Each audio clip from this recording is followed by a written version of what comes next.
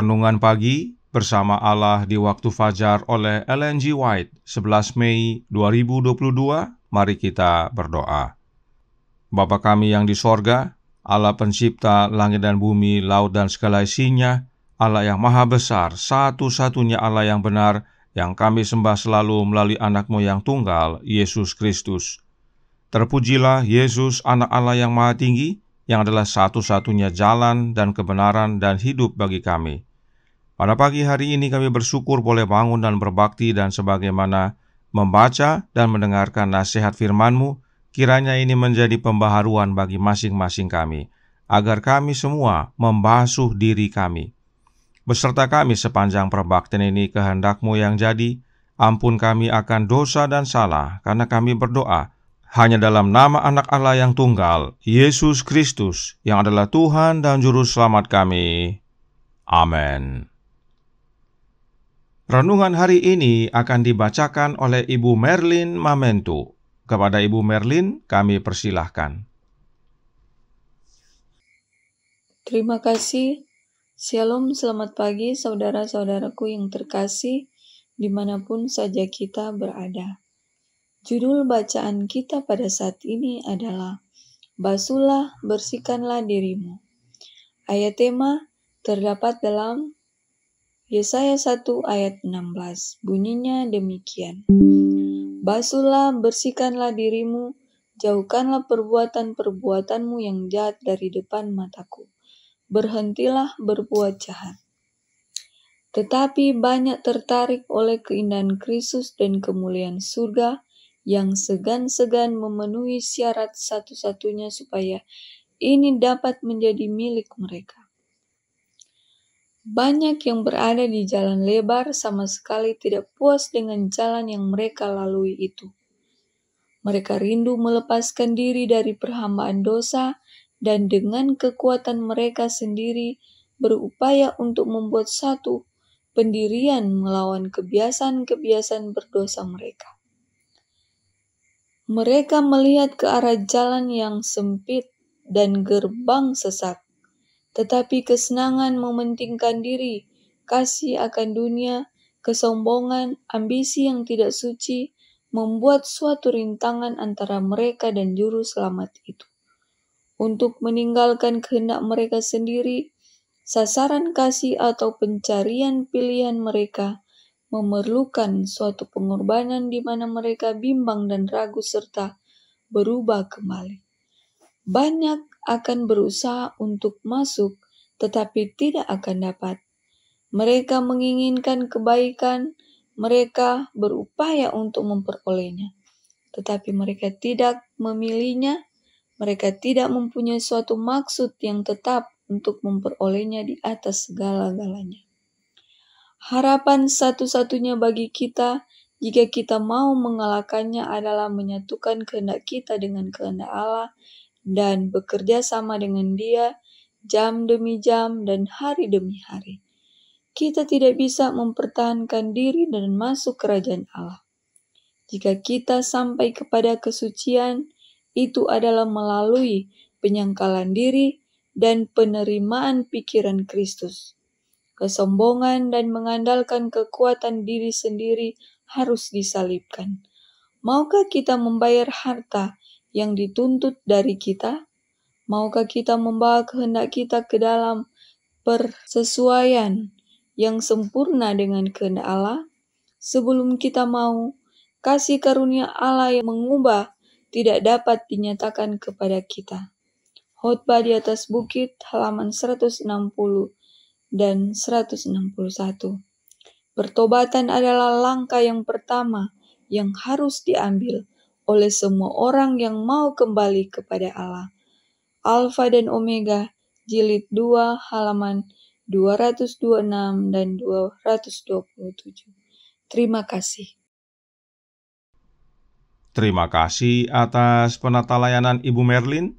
Tuhan Yesus memberkati. Selamat pagi saudaraku dalam Tuhan. Firman Tuhan berkata, basuhlah, bersihkanlah dirimu. Adakah kita bisa membasuh diri kita sendiri? Roh Nubuat menjawab dalam manuskrip 99 tahun 1899 paragraf 21 berbunyi, manusia tidak dapat membasuh satu noda dosa. Karenanya, manusia tidak dapat membasuh dirinya sendiri, khususnya dalam hal dosa. Oleh karenanya, pertanyaannya adalah dalam Signs of the Times Februari 22 tahun 1892 paragraf 4 berkata, apa yang akan kamu lakukan? Engkau dapat berkata, aku tidak dapat menghapus satu noda dosa pun dari jiwaku, aku harus datang kepada Yesus. Untuk membasuh diri kita, khususnya dari kekotoran dosa, kita harus datang kepada Yesus. Sebab pada waktu Yesus mati di kayu salib, terjadilah yang berikut ini. Early Writings halaman 209 paragraf 2. Ketika tentara itu menikam lambung Yesus saat dia tergantung di kayu salib, keluarlah dua aliran yang berbeda. Satu dari darah, yang lain dari air. Darah itu untuk membasuh dosa orang-orang yang percaya dalam namanya, dan air itu untuk melambangkan air hidup yang diperoleh dari Yesus untuk memberikan kehidupan kepada orang percaya. Kematian Yesus membersihkan, sebab darah dan air tercurah pada kematiannya. Nah, dalam Yohanes 7 ayat 38 dan 39, Yesus menyatakan bahwa air itu adalah lambang dari roh. Mari kita baca. Yohanes 7 ayat 38 dan 39 berbunyi, barang siapa percaya kepadaku, seperti yang dikatakan oleh kitab suci, dari dalam hatinya akan mengalir aliran-aliran air hidup. Yang dimaksudkannya ialah roh yang akan diterima oleh mereka yang percaya kepadanya, sebab roh itu belum datang karena Yesus belum dimuliakan. Jelas sekali, Yohanes menyatakan bahwa air hidup yang Yesus maksudkan adalah roh yang akan diterima oleh mereka yang percaya kepada Yesus. Karenanya air hidup dan roh adalah sama. Jadi, pada waktu lambung Yesus ditikam, yang keluar adalah darah dan air. Darah untuk bersihkan dosa-dosa kita, dan air adalah gambaran air hidup yang keluar dari Yesus. Dan karena air hidup itu sama dengan roh, maka roh itu keluar dari Yesus. Itu sebabnya Roh Nubuat berkata dalam Peter's Counsel to Parents, halaman 17 paragraf 2. Jika kita memberikan diri kita kepada Kristus, Dia akan menjadi penolong kita. Miskin dan berdosa dan bergantung, Dia akan membasuh kita dengan darahnya sendiri, menempatkan rohnya di dalam kita, dan membuat kita mencerminkan gambarnya. Inilah makna dari penusukan lambung Yesus. Yang keluar adalah darah dan air. Darah itu adalah lambang hidup, dan air itu adalah lambang roh. Karenanya, baik hidup dan roh keluarnya dari Yesus. Dan karenanya, roh dan hidup itu adalah sama. Kita sudah diberitahu bahwa darah Yesuslah yang membasuh dosa-dosa kita.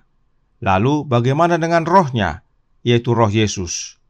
Mari kita baca kembali kutipan berikut ini yang terdapat dalam Pacific Union Recorder Agustus tanggal 28 tahun 1902 paragraf 6.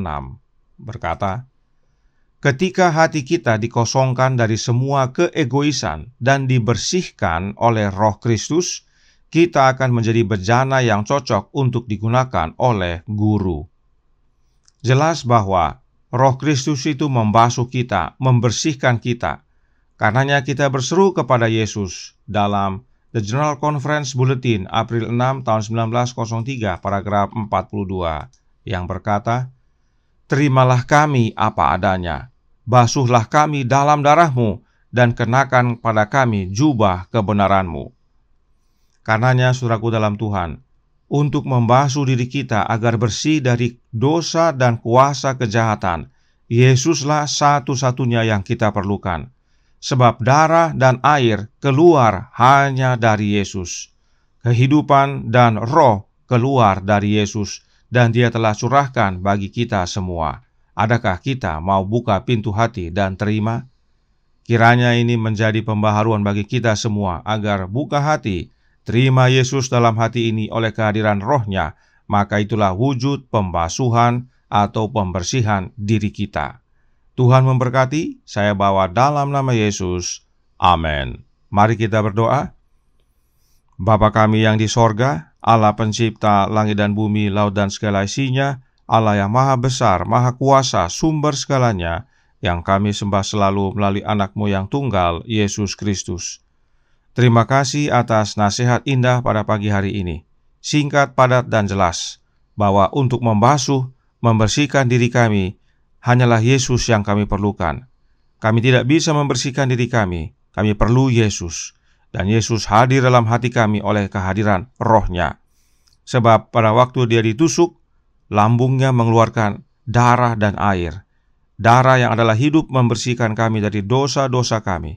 Dan air tersebut adalah lambang Roh yang keluar dari Yesus, yang dicurahkan kepada umat-umatnya yang percaya kepadanya, agar oleh kehadiran Roh-Nya, pembersihan pun dilakukan secara rohani. Karenanya tolong kami ya Bapa, curahkan Roh anak-Mu dalam hati ini, tinggallah dalam hidup kami ya Yesus, ubahkan hidup kami, agar kami semua bersedia untuk menyambut kedatangan-Mu yang sudah tidak lama lagi. Beserta kami sepanjang hari ini, kehendak-Mu yang jadi, ampun kami akan dosa dan salah, karena kami berdoa hanya dalam nama Anak Allah yang tunggal, Yesus Kristus, yang adalah Tuhan dan Juru Selamat kami. Amin.